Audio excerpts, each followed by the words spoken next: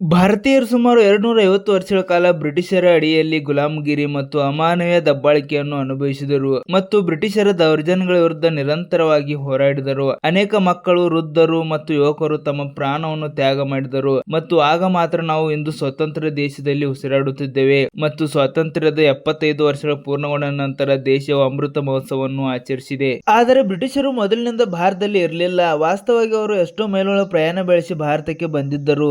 ಆವಾಗ ಇಲ್ಲಿ ಮೊಘಲರ ಆಳ್ವಿಕೆ ಇತ್ತು ಮತ್ತು ಮೊಘಲರು ಬಯಸದಿದ್ದರೆ ಬ್ರಿಟಿಷರು ಭಾರತವನ್ನು ಪ್ರವೇಶಿಸಲು ಸಾಧ್ಯವಾಗುತ್ತಿರಲಿಲ್ಲ. ಏಕೆಂದರೆ ಒಂದು ಕಡೆ ಭಾರತದಲ್ಲಿ ಮೊಘಲರ ಪ್ರಬಲ ಸಾಮ್ರಾಜ್ಯವಿದ್ದರೆ ಮತ್ತೊಂದೆಡೆ ಮಾತೃಭೂಮಿಗೋಸ್ಕರ ಜೀವ ನೀಡಲು ಮರಾಠರಿದ್ದರು. ಅಂತಹ ಪರಿಸ್ಥಿತಿಯಲ್ಲಿ ಬ್ರಿಟಿಷರು ಸಹ ಭಾರತವನ್ನು ಆಳಲು ಎಲ್ಲ ಪ್ರಯತ್ನಗಳನ್ನು ಮಾಡಿದರು.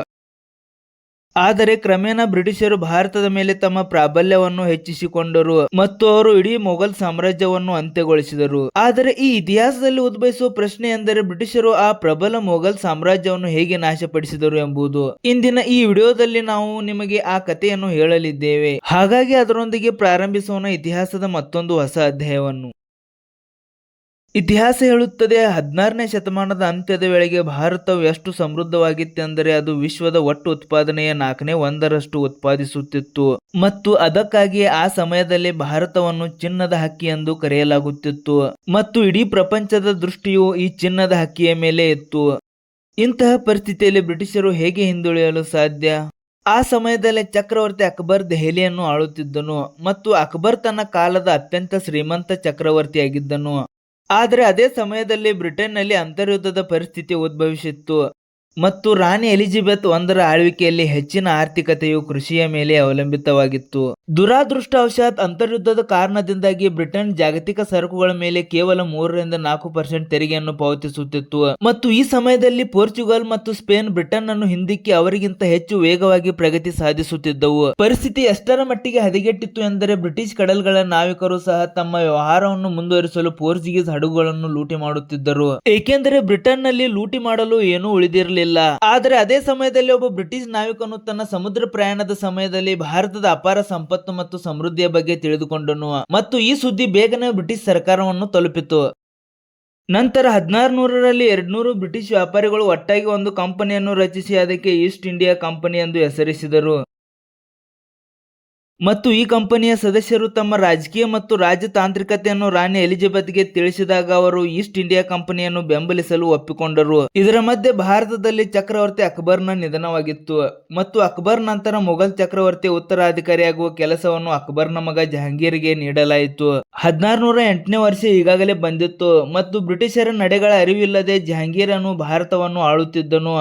ಮತ್ತೊಂದೆಡೆ ಕ್ಯಾಪ್ಟನ್ ವಿಲಿಯಂ ಹಾಕಿನ್ಸ್ ತನ್ನ ಕೆಲವು ವ್ಯಾಪಾರಿ ಹಡಗುಗಳೊಂದಿಗೆ ಸಮುದ್ರ ಮಾರ್ಗದ ಮೂಲಕ ಗುಜರಾತ್ನ ಸೂರತ್ಗೆ ಪ್ರವೇಶಿಸಿದ್ದನು ಮತ್ತು ಅವರ ಆಗಮನದೊಂದಿಗೆ ಭಾರತದ ಮೇಲೆ ಅಂತಹ ಕರಾಳ ನೆರಳು ಸುಳಿದಾಡಲು ಪ್ರಾರಂಭಿಸಿತು. ಅದು ಭಾರತಕ್ಕೆ ಪ್ರಪಂಚದ ಅಂತ್ಯದವರೆಗೂ ಮರೆಯಲಾಗದ ಕರಾಳ ಇತಿಹಾಸವನ್ನು ನೀಡಿತು.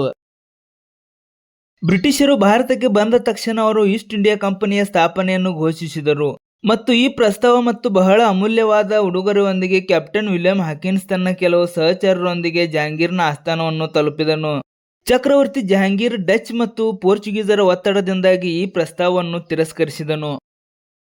ಆದರೆ ಬ್ರಿಟಿಷರು ಸುಮ್ಮನಿರಲಿಲ್ಲ. ಅವರು ಜಹಾಂಗೀರ್ ಬಳಿಗೆ ಮತ್ತೆ ಮತ್ತೆ ಹೋಗುತ್ತಲೇ ಇದ್ದರು. ಈ ವ್ಯಾಪಾರ ಒಪ್ಪಂದಕ್ಕೆ ಹೊಸ ಲಾಭದಾಯಕ ಒಪ್ಪಂದಗಳನ್ನು ಸೇರಿಸಿದರು ಮತ್ತು ಅಂತಿಮವಾಗಿ ಸ್ವಲ್ಪ ಸಮಯದ ನಂತರ ಜಹಾಂಗೀರ್ ಈ ಪ್ರಸ್ತಾವಕ್ಕೆ ಸಹಿ ಹಾಕಿದನು ಮತ್ತು ಬ್ರಿಟಿಷರಿಗೆ ವ್ಯಾಪಾರ ಮಾಡಲು ಅನುಮತಿ ನೀಡಿದನು. ಮತ್ತು ಈ ಅನುಮೋದನೆ ಪಡೆದ ತಕ್ಷಣ ಬ್ರಿಟಿಷರು ಪಾಟ್ನಾ, ಸೂರತ್, ಮುಂಬೈ ಮತ್ತು ಚೆನ್ನೈನಲ್ಲಿ ತಮ್ಮ ಕಾರ್ಖಾನೆಗಳನ್ನು ಸ್ಥಾಪಿಸುವ ಮೂಲಕ ವ್ಯಾಪಾರ ಮಾಡಲು ಪ್ರಾರಂಭಿಸಿದರು. ಆರಂಭದಲ್ಲಿ ಈ ಕಂಪನಿಯು ಸ್ಥಳೀಯ ಜನರನ್ನು ನೇಮಿಸಿಕೊಂಡಿತು ಮತ್ತು ಅವರಿಗೆ ಉತ್ತಮ ಸಂಬಳ ನೀಡಿತು. ಇದು ಭಾರತೀಯರ ಮೇಲೆ ಹೆಚ್ಚಿನ ಪ್ರಭಾವ ಬೀರಿತು ಮತ್ತು ಅನೇಕ ಭಾರತೀಯ ವ್ಯಾಪಾರಿಗಳು ಈ ಕಾರ್ಖಾನೆಗಳನ್ನು ಸೇರಿಕೊಂಡರು. ಆದರೆ ಅದು ಹೆಚ್ಚು ಕಾಲ ಉಳಿಯಲಿಲ್ಲ.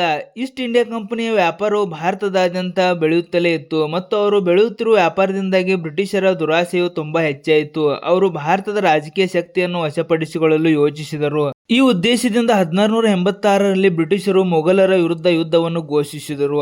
ಔರಂಗಜೇಬನೊಂದಿಗೆ ಆದ ಈ ಯುದ್ಧದಲ್ಲಿ ಮೊಘಲರು ಬ್ರಿಟಿಷರನ್ನು ಸಂಪೂರ್ಣವಾಗಿ ಸೋಲಿಸಿದರು.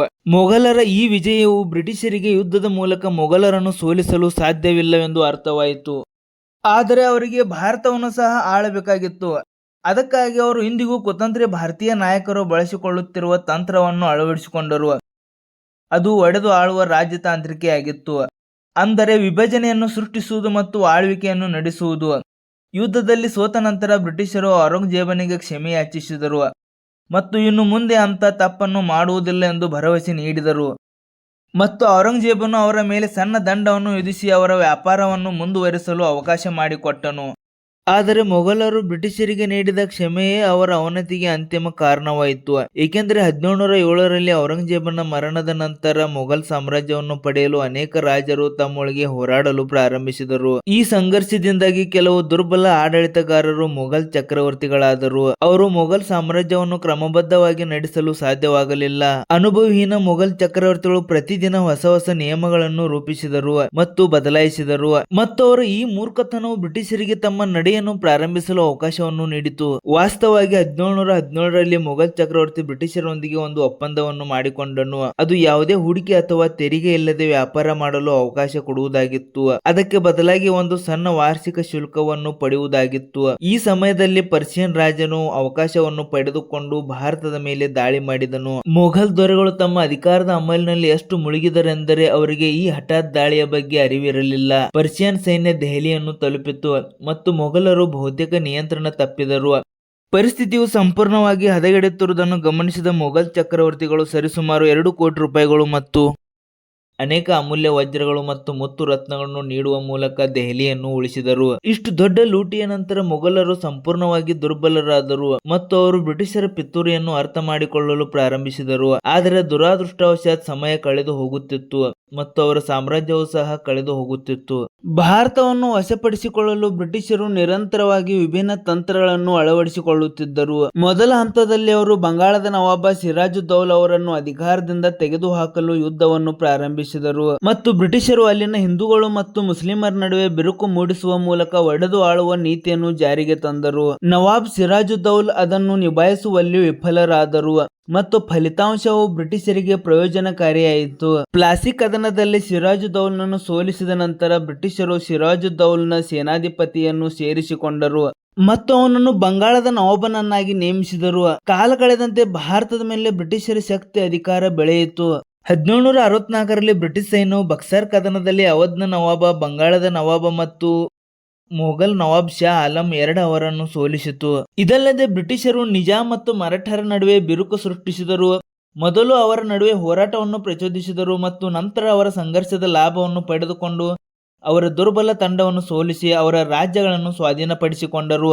ಈ ತಂತ್ರ ಮತ್ತು ರಾಜತಾಂತ್ರಿಕೆಯನ್ನು ಅಳವಡಿಸಿಕೊಂಡು ಬ್ರಿಟಿಷರು 18ನೇ ಶತಮಾನದ ವೇಳೆಗೆ ಭಾರತದ ಬಹುತೇಕ ಎಲ್ಲ ಪ್ರದೇಶದ ಮೇಲೆ ಸಂಪೂರ್ಣ ನಿಯಂತ್ರಣವನ್ನು ಪಡೆದರು. ಇದಾದ ನಂತರ ಅವರು ವ್ಯಾಪಾರ ಮತ್ತು ಇತರೆ ಹಲವು ವಿಷಯಗಳ ಮೇಲೆ ತೆರಿಗೆ ವಿಧಿಸುವ ಮೂಲಕ ಸಾಕಷ್ಟು ಹಣವನ್ನು ಗಳಿಸಿದರು ಮತ್ತು ಭಾರತವನ್ನು ಒಳಗಿನಿಂದ ಲೂಟಿ ಮಾಡಿದರು.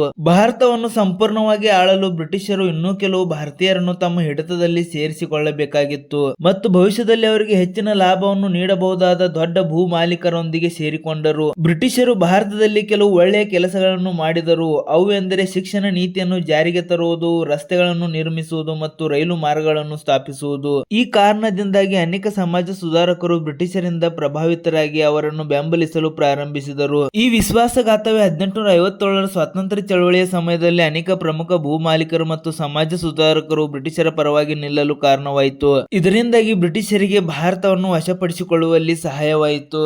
ಭಾರತದ ಮೇಲಿನ ವಿಜಯದೊಂದಿಗೆ ಬ್ರಿಟಿಷರು ಮೊಘಲ್ ಸಾಮ್ರಾಜ್ಯದ ಕೊನೆಯ ಚಕ್ರವರ್ತಿಯಾದ ಬಹದ್ದೂರ್ ಶಾ ಜಾಫರ್ನನ್ನು ಸೆರೆಹಿಡಿದು ರಂಗೂನ್ನ ಜೈಲಿಗೆ ಕಳುಹಿಸಿದರು ಮತ್ತು ಅವರ ಮಗ ಮತ್ತು ಅವನ ಕುಟುಂಬದ ಎಲ್ಲಾ ಸದಸ್ಯರನ್ನು ಕೊಂದು ಇಡೀ ಭಾರತವನ್ನು ತಮ್ಮ ಗುಲಾಮವನ್ನಾಗಿ ಮಾಡಿಕೊಂಡರು. ಆದ್ದರಿಂದ ಸ್ನೇಹಿತರೆ, ಇದೊಂದು ದುಃಖದ ಕಥೆಯಾಗಿತ್ತು. ಇದರಲ್ಲಿ ಮೊಘಲರ ತಪ್ಪು ಮತ್ತು ಅವರ ವೈಯಕ್ತಿಕ ಸ್ವಾರ್ಥವು ಬ್ರಿಟಿಷರಿಗೆ ಭಾರತದಲ್ಲಿ ತಮ್ಮ ಪ್ರಭಾವವನ್ನು ಹರಡಲು ಅವಕಾಶವನ್ನು ನೀಡಿತು ಮತ್ತು ಮೊಘಲರ ಈ ತಪ್ಪಿನ ಪರಿಣಾಮದಿಂದಾಗಿ ಭಾರತೀಯ ಅನೇಕ ತಲೆಮಾರುಗಳು ಗುಲಾಮಗಿರಿಯನ್ನು ಅನುಭವಿಸಬೇಕಾಯಿತು. ಅಂದಹಾಗೆ ನಿಮ್ಮ ದೃಷ್ಟಿಕೋನದಿಂದ ಬ್ರಿಟಿಷರ ಆಗಮನಕ್ಕೆ ಮೊಘಲ್ ಸಾಮ್ರಾಜ್ಯವೇ ಕಾರಣವೋ ಅಥವಾ ಇಲ್ಲವೋ ಎಂಬುದು ನಮಗೆ ಕಾಮೆಂಟ್ ಮಾಡುವ ಮೂಲಕ ನಿಮ್ಮ ಅಭಿಪ್ರಾಯವನ್ನು ತಿಳಿಸಿ. ಧನ್ಯವಾದಗಳು.